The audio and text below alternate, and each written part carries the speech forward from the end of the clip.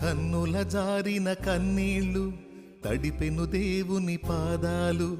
ఇప్పటి నుండి నీ కళ్ళు చూచును దేవుని కార్యాలు.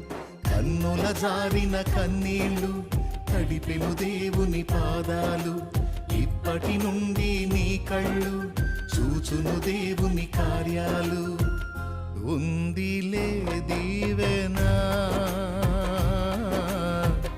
ఎందుక వేదనా.